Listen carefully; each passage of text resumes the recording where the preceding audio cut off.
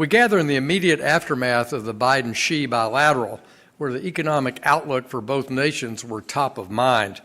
I look forward to an informed conversation today with the panelists on the important discussion about the Chinese economic outlook and forecasting. Since the CCP leader Xi's last decade of asserting his goal of Chinese communist dominance economically, militarily, diplomatically, conversations like this are crucial as we assess their aspirational and realized influence and work with like-minded partners and allies on a right-sized response. Today we're joined by experts, Jude Blanchett and Logan Wright, to dive into this critical topic. Jude is a CSIS Freeman Chair in China Studies. He previously served in Beijing on the Center for Economics and Business Board and as Assistant Director of the 21st Century China Center at the University of California, San Diego. His expertise on the Chinese Communist Party and its engagements with foreign companies and investors will provide valuable insight. Logan Wright is a partner at the Rhodium Group and is their lead China markets research analyst. He's also senior associate of the trustee chair in Chinese business and economics here at CSIS. Prior to his current position, Logan was head of China research for the Medley Global Advisors and a China analyst with Stone and McCarthy Research in Beijing. I look forward to hearing more about this work on the important credit expansion on the Chinese financial system and how that influences China's position in the global currency and capital markets. During our discussion today, we will debate tough questions about Chinese economic forecasting. Our panelists will attempt to pull back the bamboo curtain and address projections of Chinese economic growth, factors that affect it, and events that could alter or change those current projections. Over the past few months, sentiment in China's economy has grown increasingly negative, notably regarding the level of debt, the lack of a social safety net, overinvestment in real estate and housing, growing unemployment, increasing signs of de-risking of supply chains, and let's not leave out disappearing entrepreneurs and the crushing death of one country, two systems, China in Hong Kong. At the same time, we see projections from the International Monetary Fund that have an increasingly positive outlook for Chinese economic growth. I look forward to hearing our panelists' opinions on these two divergent positions on China's outlook. I'd like to open our conversation today and ask both of them to talk about the Xi-Biden visit last week. And let me phrase it this way. President Xi was quick to say that the American export controls and investment screening and sanctions that America has imposed, he says, quote, severely harm China's legitimate interests. But many, I think, here in the United States would argue that 30 years of intellectual property theft and a whole variety of China's own export controls and economic intelligence gathering and infiltration and technology probably have hurt our legitimate economic thoughts. So what were your takeaways? Let's start with you. What were your takeaways from the Xi-Biden meeting last week? Sure. Thanks, Congressman, and thanks to everyone for attending, both in person and online. Appreciate the opportunity. What I was struck by in all of the media coverage was just how much China's structural slowdown was a key part of the narrative going into the meeting itself. That, virtually every single story that was discussing the summit was talking about how Xi was entering from a position in which he had to defend China's economic record. And we haven't seen that before, and it's ironically belied by China's own growth statistics, which still say that China was going to be on track for achieving their targeted growth rates. I don't think that's the case. That's happened over the course of this year. But it just shows how much the actual conversation, I think, has changed around China's economy in general.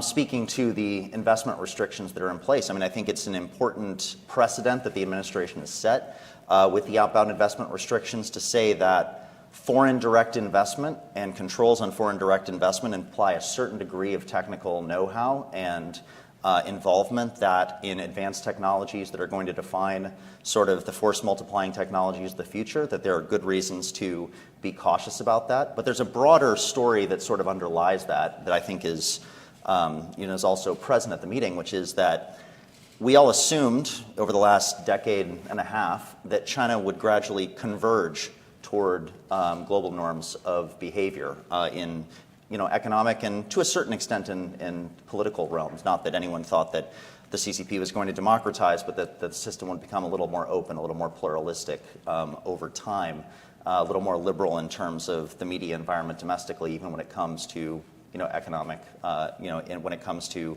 economic news in particular. That hasn't happened, and that reversal has required everyone to start to reappraise what the appropriate safeguards are to insulate Western economies from, absolutely, unregulated flows in trade and investment between China and the rest of the world. What was your takeaway? Unfortunately, going after Logan, I find I agree with almost everything. I'd say, to echo some of what Logan said, it is striking that if we were to go back just to 2019, just before COVID, the assessment here in Washington was really about China on this trajectory of galactic domination. This was an economy that was a juggernaut, centralized political leadership under Xi Jinping. And now we're, as Logan indicated, we're having a much different conversation here. One that is looking at, I think, enduring structural limits on what China's going to be able to accomplish.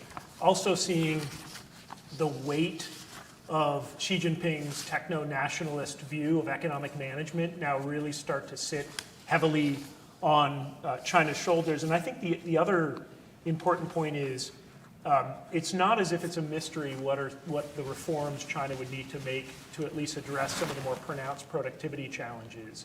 But the leadership in Beijing is singularly unwilling to expend political capital to go after some of these deep structural reforms, either unwilling or unable to.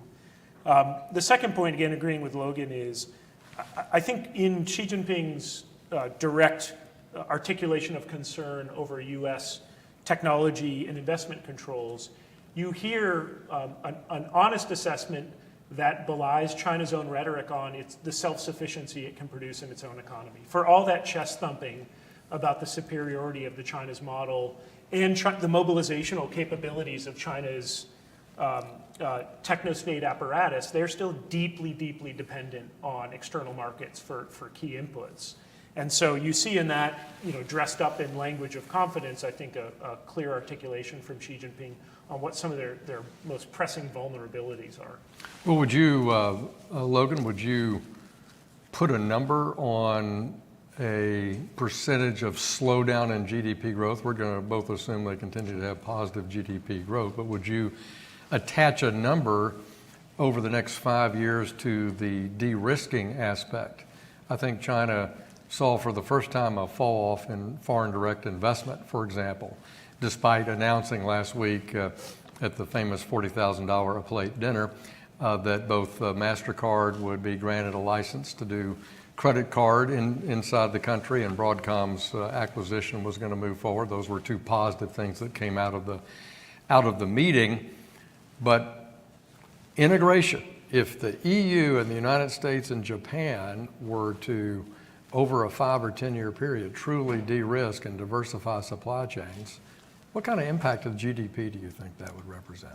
I mean, I think that GDP growth. Yeah, I mean, I think it would have a greater than 1% of GDP over time kind of impact over a 5 to 10 year period.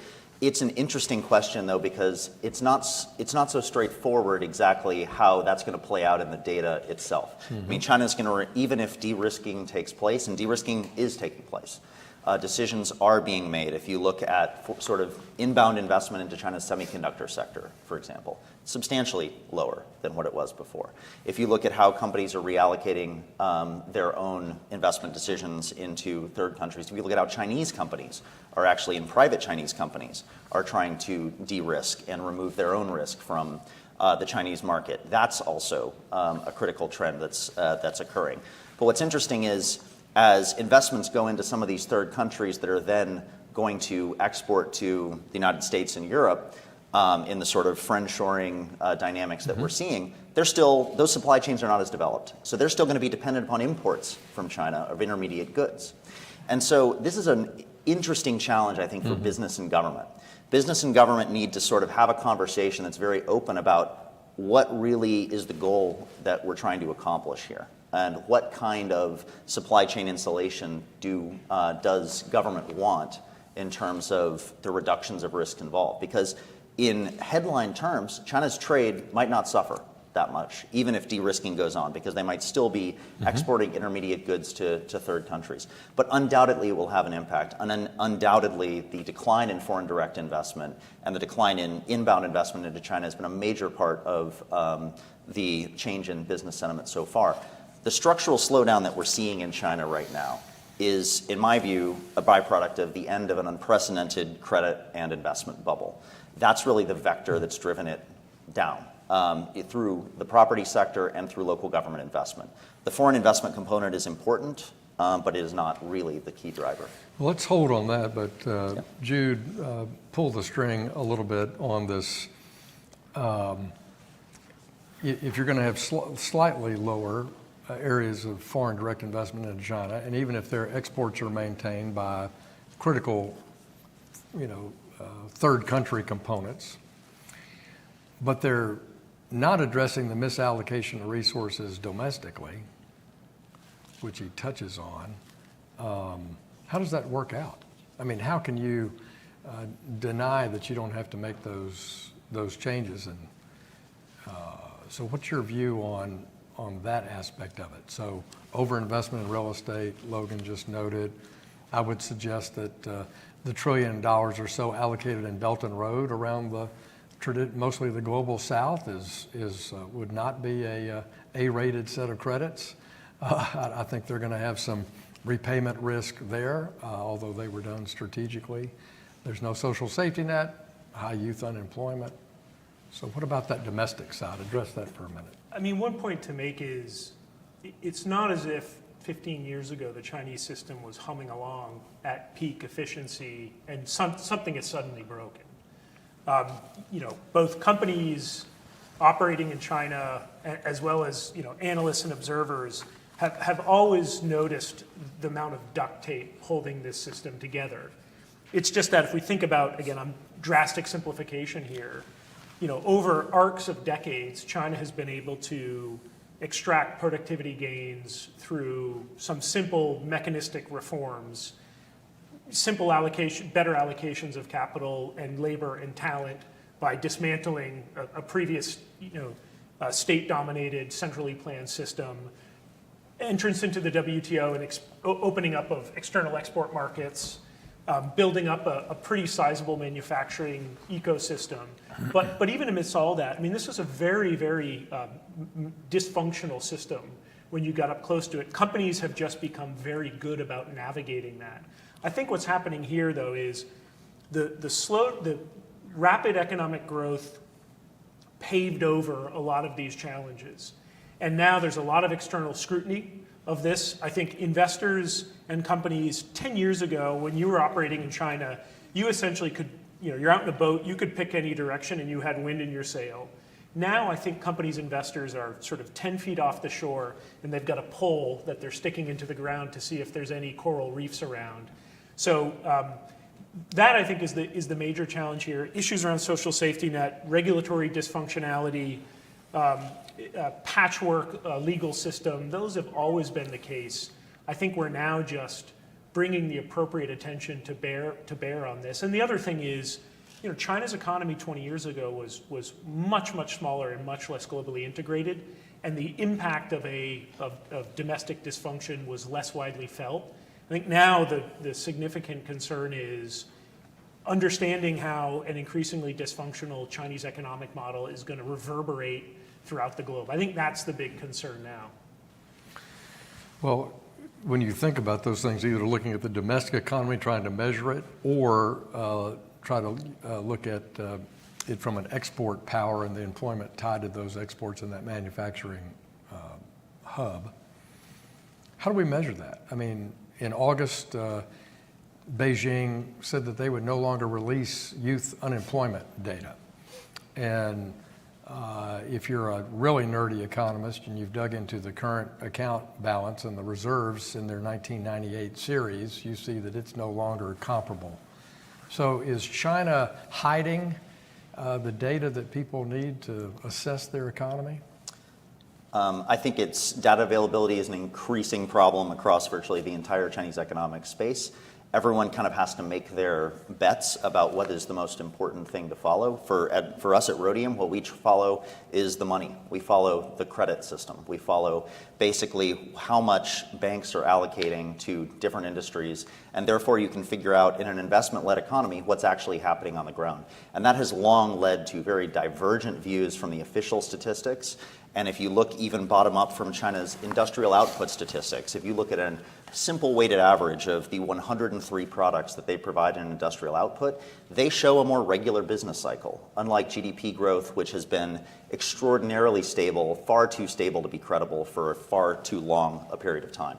If you look at China's GDP growth from 2014 to 2019, I'm going to forget this off the top of my head, but I think the range of variance in every quarterly GDP growth rate was about 2.2 percentage points over that time frame. We could not find another country that had similarly low rates of variance in GDP growth. And you should be able to see that in emerging markets in particular. It should be more cyclical growth outlook rather than less. So we're very skeptical of the higher up you go in terms of the headline use of data, especially GDP. We're very skeptical that that's useful. China still produces a lot of data that is useful, and we spend a lot of our time figuring out exactly can you extrapolate from the bottom up where money is flowing? Can you extrapolate what's happening in individual industries? Corporate data is still available. There's quite a lot of resources you can bring to bear, and that's what we try to do. And triangulate it with the Yes. people from outside China Exactly. who are using or selling into those markets. Exactly. Can I just add that there is an epistemological closing happening in China that I Yes. think is, it's not just the quality of data, especially top-line data like GDP, has always been problematic, so you would often look at directionality rather than the specific number. But this is, there's data sets that are becoming harder to find, if not disappearing. You're also seeing, databases like Wind, which provides, financial data about China, is now being, external users are being blocked from setting up new accounts. Other databases, China's version of our JSTOR, which is sort of all academic articles, it's called CNKI. Subscriptions are being cut off. And again, a lot of these challenges were always present, but you could compensate to them by traveling in the country, talking to people. But a lot of the vectors we had to try to understand China are just becoming murkier, they're closing off, or politics is acting as an increasing constraint on them. That's affecting our ability as outsiders to understand the system. But the challenge in authoritarian systems is also for insiders. People in these systems often find that they're unable to have an accurate sense of direction of travel, speed of travel. So this is a problem I think we're all dealing with. I certainly learned that firsthand back when I worked for President Bush 41. One of my assignments was when the Berlin Wall fell, was coordinating U.S. economic policy assistance to the central banks and the finance ministries from Poland down to Bulgaria.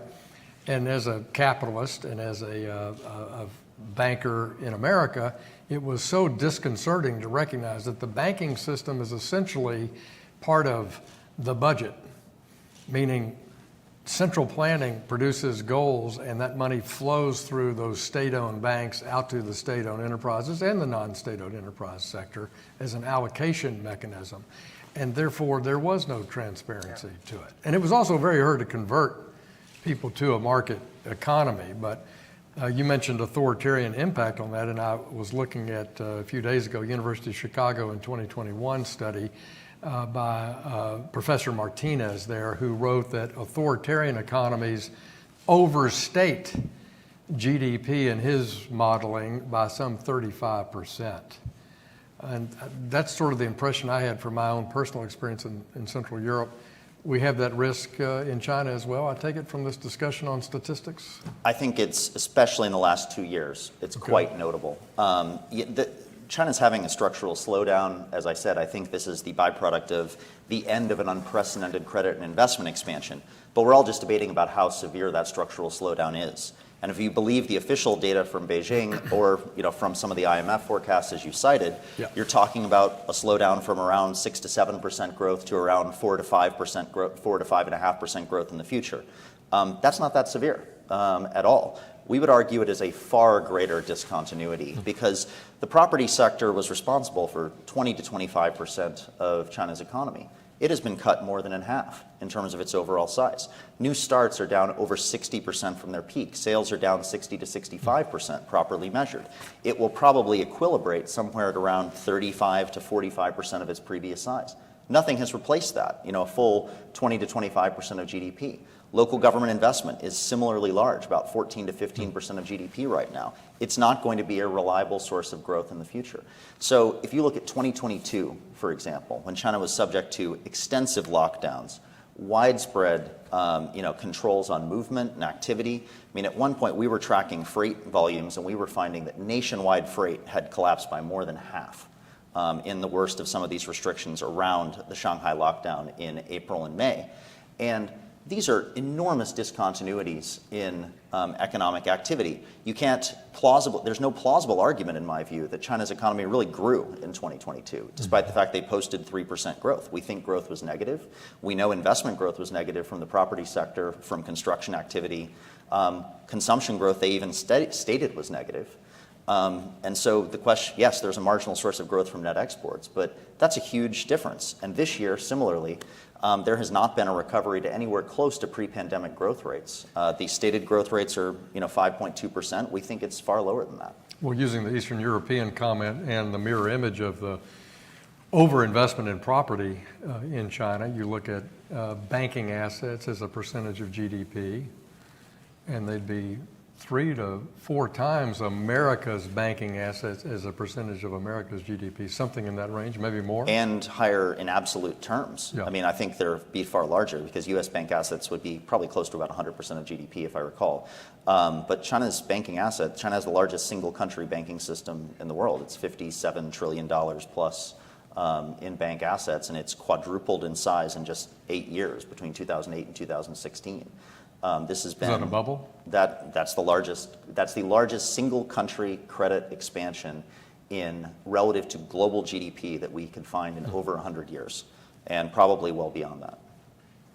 I was just going to say, speaking of the mirroring comment, I was just going to say that one of the challenges of making comparisons is just that China's banking system is a fundamentally different animal than Bank of America, right? So these are political actors, as you mentioned in the Eastern European context. I mean, this is exactly what Chinese state banks are designed in part to extract resources and channel them and ensure that they're being channeled towards state priorities. The second comment I was going to make on GDP is I also think comparing Chinese GDP to US GDP also just qualitatively doesn't make sense because these are measuring we care about US GDP growth and Chinese GDP growth for different reasons. And I think increasingly looking at Chinese GDP to tell us something meaningful is that space is diminishing. We look to US GDP growth as a proxy for health of the consumer, health of the private sector. That's not what we see when we look at the Chinese GDP. So if Chinese GDP at an official level, let's say it drops down to 4%, what is that telling us besides that there is a slowdown? I think that's where looking at more micro data is important. Looking, as Logan has done a lot of work at, looking at local government finances, looking at income growth. These are far more meaningful than I think nowadays looking and saying that Chinese growth is going to be about 5.5%. I don't know what that's telling us. So how do you assess this IMF forecast, which is 5.4% for next year? Their written justification is the revision is the implementation of new economic policies and stronger than expected growth in the third quarter of this year we're in, 2023. It just doesn't sit with where you may not dispute the actual top line GDP number, which you've just said isn't particularly valuable anyway. But how do you think the IMF turns and has that kind of optimistic view? I think First, I mean, just caveating, we'd have to ask the IMF exactly what they're thinking here, but I think what they're trying to do, if you press them, would be they're trying to predict what Beijing is going to publish, not what the actual growth rate is. I'm not exaggerating. I mean, I think there was a revision. They've undergone 4 revisions so far this year of the 2023 growth rate, and I'm not sure what a revision now of what the 2023 growth rate is really serving. Their medium-term growth forecast is closer to 3.5%. For China, and that reflects the lack of reform. And I think that's a far more defensible position from where we are. But in general, it is not especially over the last 2 years with the kind of dislocations in China's economy that we've seen, it's not a realistic story, I think, to argue that it's been closer to continuity over time, nor I'm not sure anyone's really well served by forecasts that are just trying to predict how Beijing is trying to message this externally. Because I mean, this is the great irony of 2023 in Chinese economics.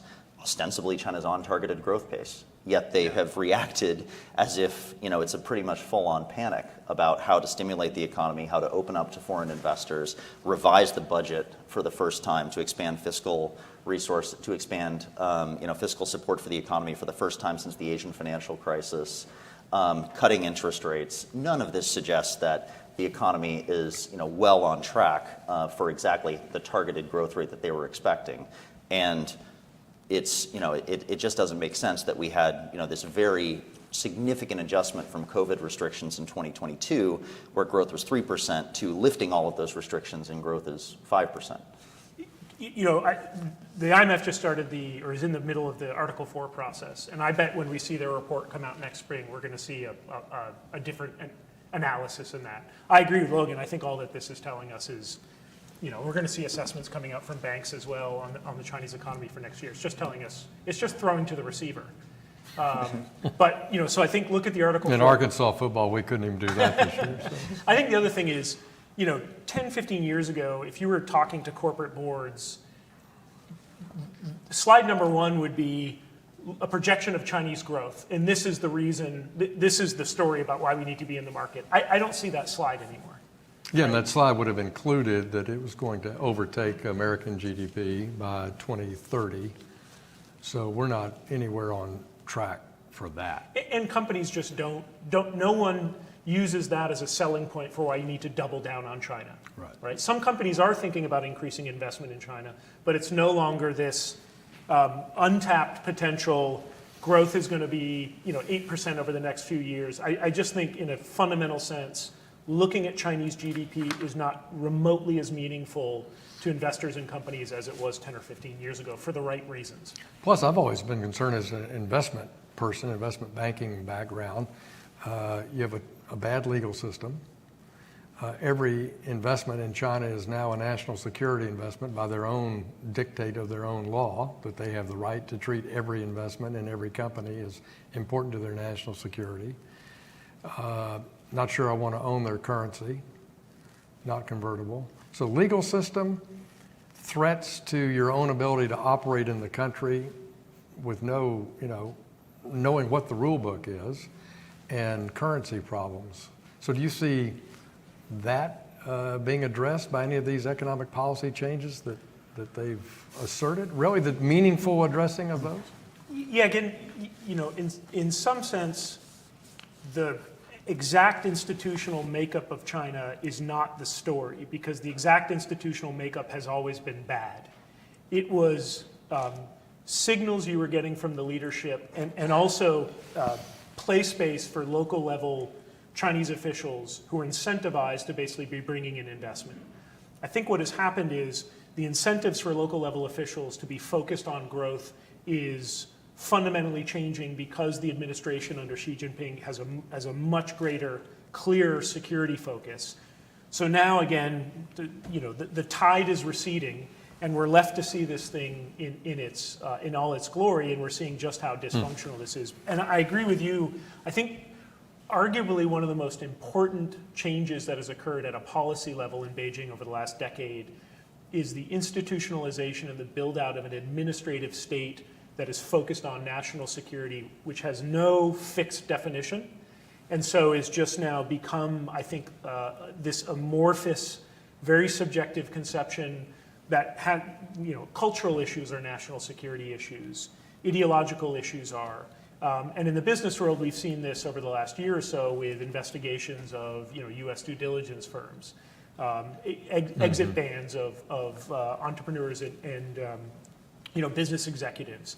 That to me is one of the more fundamental changes. Is companies always used to say, look, bad institutional system, but we have some sort of mental map of where the play space is. And I think now what's upsetting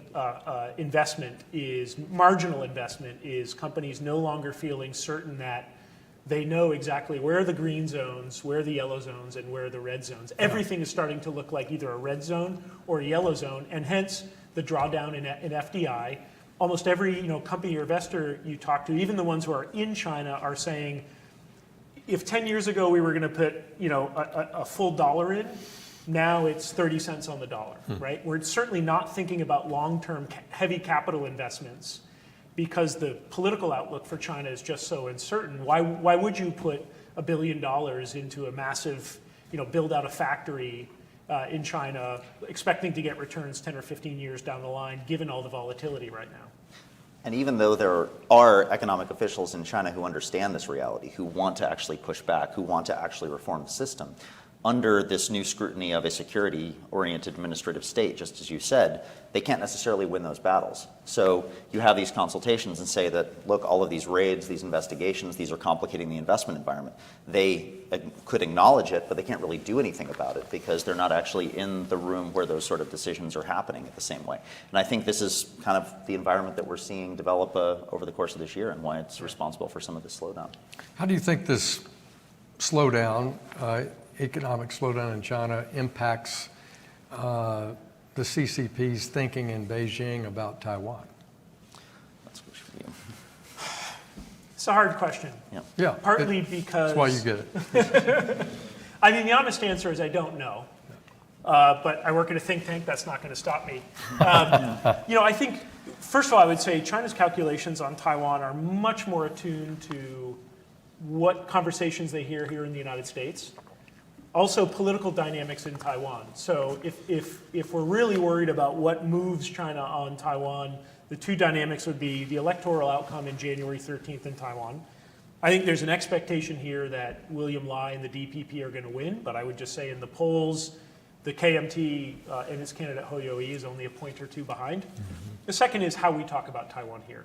And I think where there's prevarication in our support for Taiwan, where they see changes in foreign policy, changes towards isolationism, that I think gives China opportunities.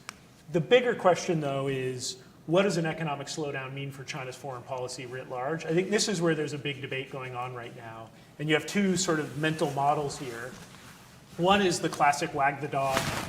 As you see a slowdown and these economic problems really start to sit on the system, and you see growing instability, you see local governments struggling to pay cadres, that there is an incentive for Xi Jinping to try to find some external vent for this. We've seen China do this before in territorial disputes with the Japanese, around the Senkaku Islands, for example. So I see that as certainly plausible. The other alternative, which is the one I think we should all hope for, is that as the weight of these economic challenges starts to settle, it opens up space for new debates to occur in Beijing that were impossible.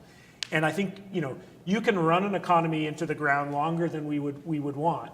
But at some point, and I think we're entering into that phase, functional constraints and scarcity is really going to start to impact. And again, I don't want to speak for Logan, but I think if you look at local governments, this is one where you're now starting to see Xi Jinping can dream big. But what really matters for a functioning economy and political system is what happens at the local level. And Xi Jinping runs a Leninist system that gives him power, but in the end, he is absolutely dependent on tens of millions of cadres who are not in Beijing at the local level, and you got to pay their salary, you got to pay them on time, you have to have money to fund police and social stability. And I think the question is, as we look out the next 1, 2, 3, 5 years, do those problems at the local level start to change some of the conversations at Beijing. It doesn't mean liberal reform.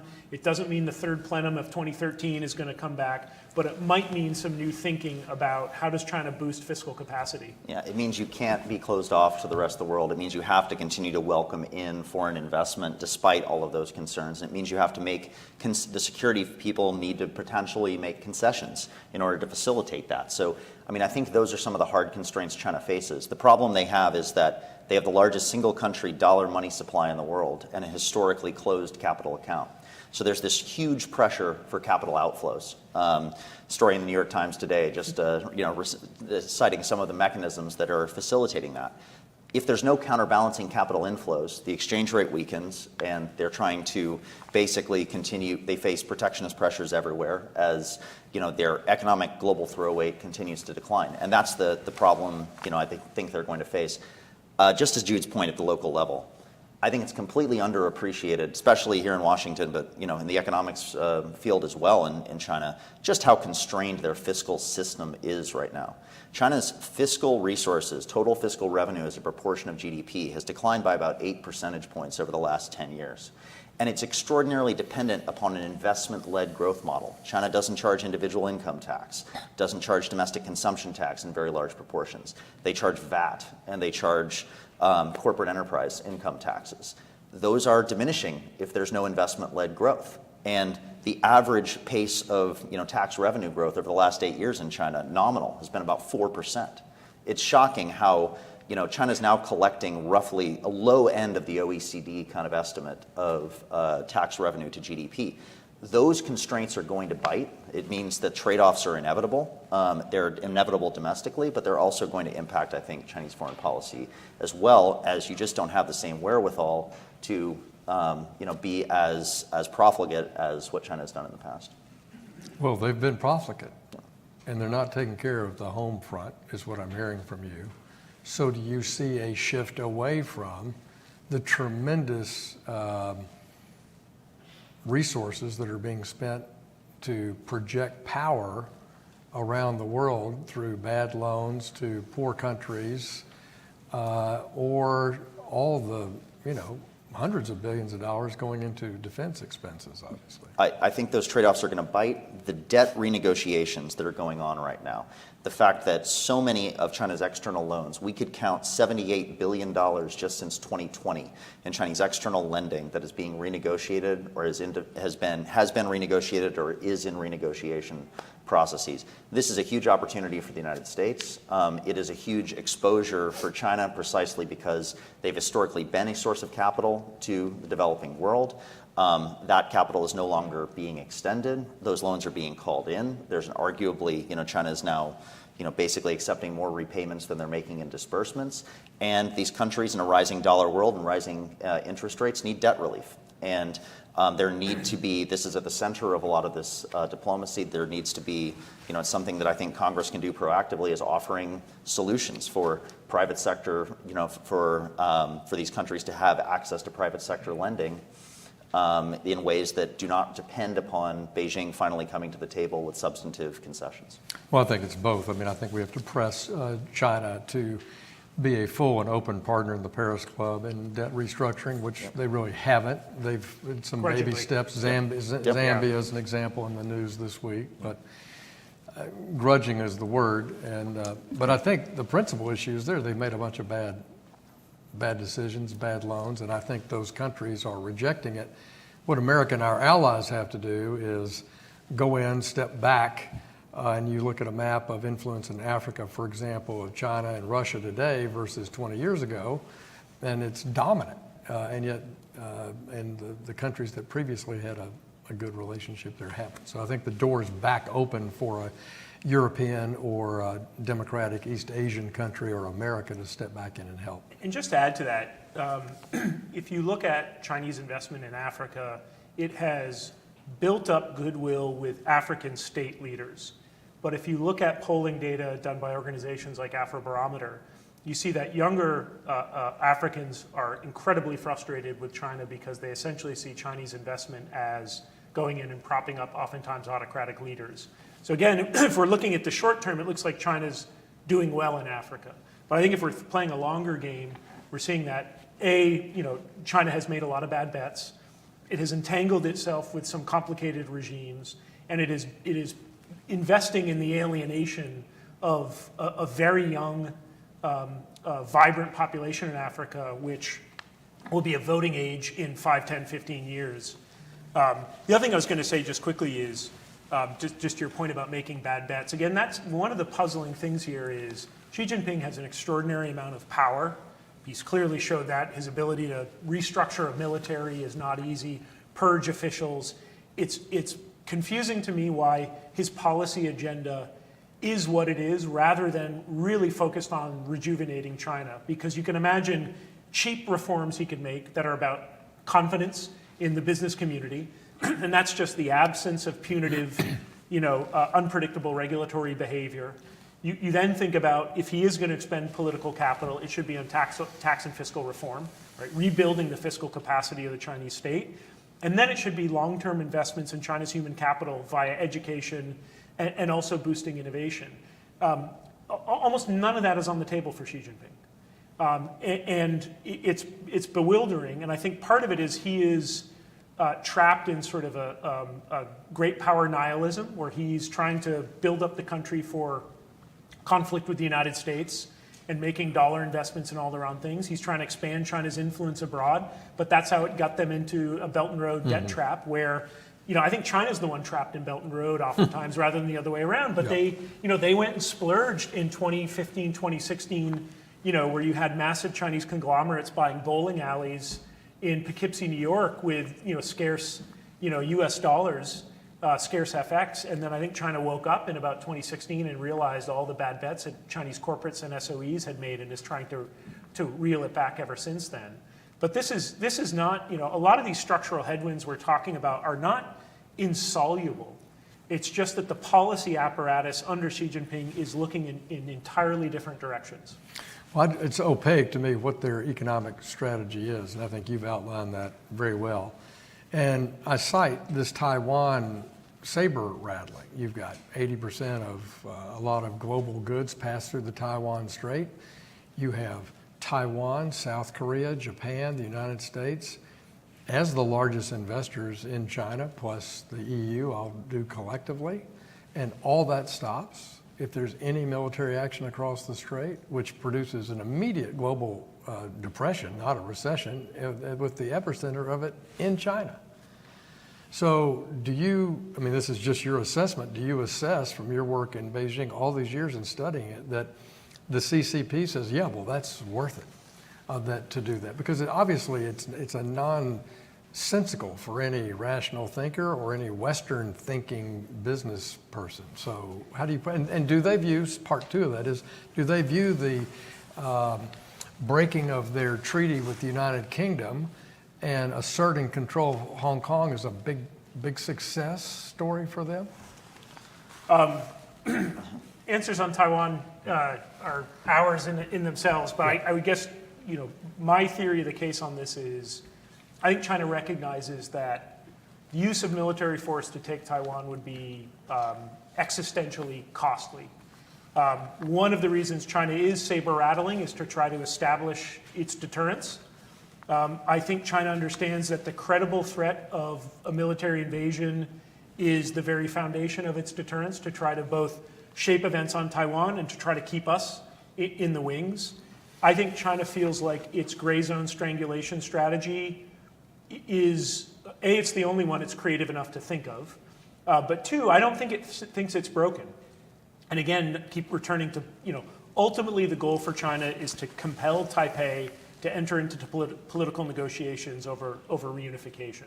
So Beijing is thinking, how do I create the conditions for that? I need to convince Taipei that it is alone, isolated, and nobody is coming to help. And that's where events around Taiwan are important. That's where political discussions in Tokyo, the United States, Canberra, Seoul are important. That's where finding ways to deal with gray zone is important, because we need to show China. It's hard to convince the Chinese that we're going to be there if they invade, if we're not willing to expend resources to deal with them at the lower end of the escalatory ladder, which is exactly where we are now. So I think they know that an invasion would be costly. I think it's their last option.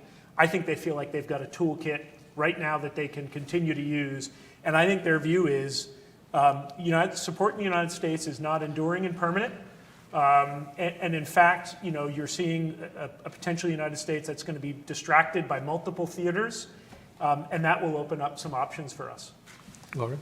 And just speaking about the Hong Kong question that you asked, I mean, I think I was in Hong Kong and lived there until the middle of last year, actually, so watched the entirety of the aftermath of the 2019 protests, the national security law in 2020, and the impact that's had on the business environment.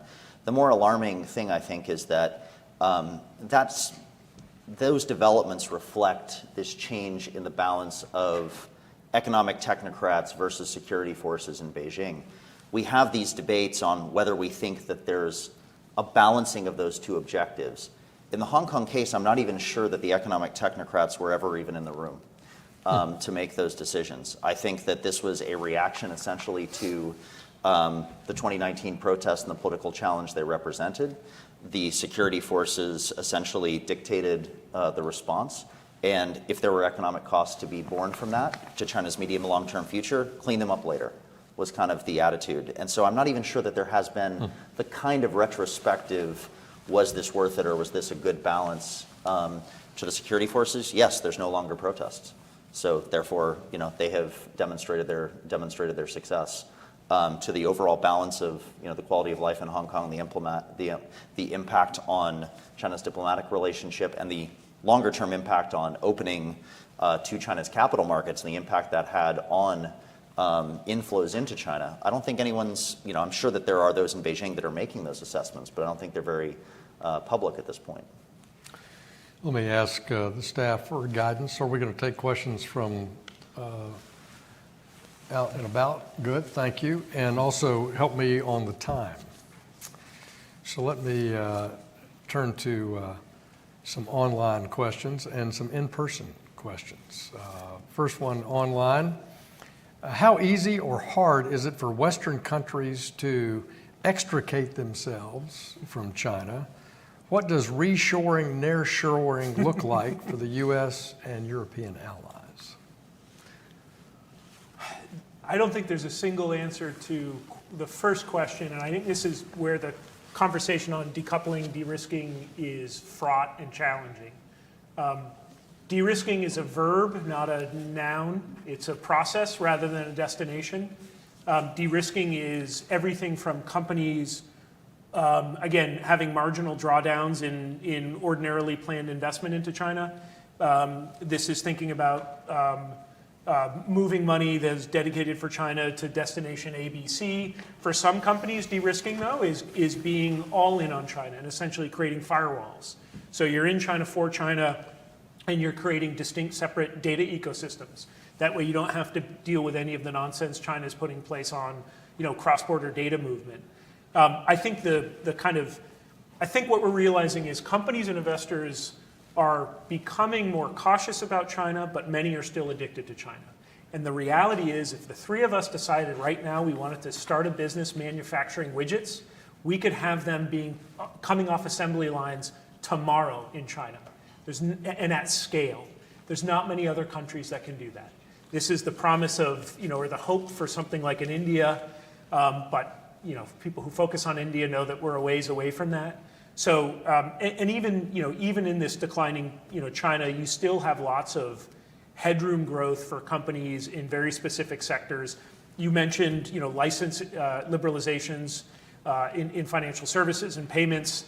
One of the reasons you got a lot of CEOs to pay $40,000 to be in the room, especially the financial services CEOs, is if you're thinking about dealing with the real estate challenge, that's really an asset management challenge. That's finding other places that Chinese consumers can put wealth where they can get asset appreciation. And it's one of the reasons that that sort of financial services is probably a bright-ish area in China, one of the few areas where China's thinking about liberalization. So de-risking is real, it's happening, China's paying a price, but I often think, I at times think we can overstate the price and underestimate just how reliant many companies are on China.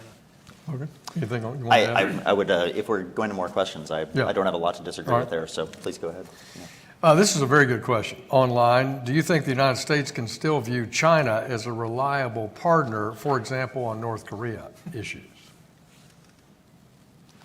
Yeah. No would be my short answer. I'm not sure. I mean, you could have asked that question 15 years ago on North Korea, and we would have said no. We obviously don't find China a reliable partner in its relationship with Russia vis-a-vis its ongoing support for Russia in the war in Ukraine.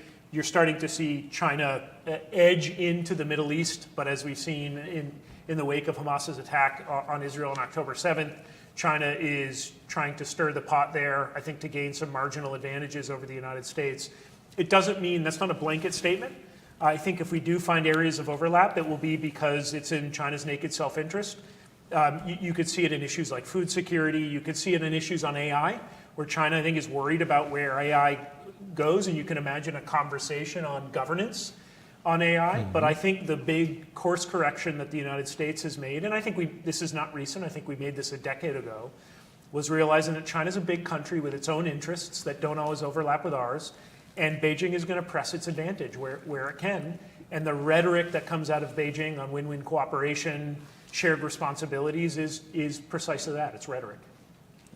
Speaking of AI, this is a question from one of our good audience members. Alibaba this week announced they're getting out of the quantum computing business. Can you speak to why you think this happened, and more broadly about the public-private investment in the PRC and critical science and technology priorities? What are your thoughts there? Can't really speak to exactly an individual corporate decision like that. I mean, I think that there probably is some concern if you're a venture capital investor in China and private equity investor in China about getting involved in sectors that that have been identified as potentially areas of strategic competition with the United States, and therefore you're restricting your available market. So it wouldn't surprise me if those are relevant considerations. But yeah, can't really speculate about an individual corporate decision in that respect. China's science and technology funding landscape is pretty varied. A lot of it is private in terms of actual private investment. A lot of it goes through the state labs, and then there's different sort of applied innovation trials that happen well outside of state control and are kind of experimental. So it's certainly not there's certainly not a single center at which you could say that this is really where China's innovation research is taking place. Just there was a follow-up question, which I think you've touched on, but online it was asked, and it's a place where you could both reiterate this. Do you think these China economic problems that we've talked about played a role in Xi's agreeing to meet with President Biden in San Francisco? Personally, I don't think that the meeting was ever really in question. I'm sure there's always going to be diplomatic back and forth, but the truth is that Xi not showing up at an APEC meeting, even if it was in the United States, would have been a statement in and of itself. And so backing away from that meeting would be an abandonment of a potential channel for Chinese influence. Doesn't necessarily mean that you have to do the extensive bilateral with the president, so that could be viewed in that respect. I do think that one of the things that Xi was trying to do at the meeting was to say that we're still open for business, the economy is still performing, trying to reiterate China's narrative therein. And so that was part of the incentive therein, and so therefore, the economic slowdown and the change in narrative really does matter. I mean, this is a broader point, but the narrative about why China's economy is slowing, in my view, is vitally important for the United States. We should not be saying that the Chinese economy is slowing because we're imposing these investment restrictions on China, and therefore we're succeeding in constraining their growth. We should be saying openly that this has been an enormous structural slowdown resulting from a massive political overallocation of credit and investment to unproductive resources. This is not a model that other countries should emulate, and this will not make China a reliable economic partner to the rest of the world. And that's really the narrative that we ought to be pushing, and that narrative has the possibility of changing minds in Beijing, because there are many people in Beijing that actually do agree with that, and potentially gives them the opportunity to sort of change China's economic direction to something that's slightly more amenable to a more sustainable global growth.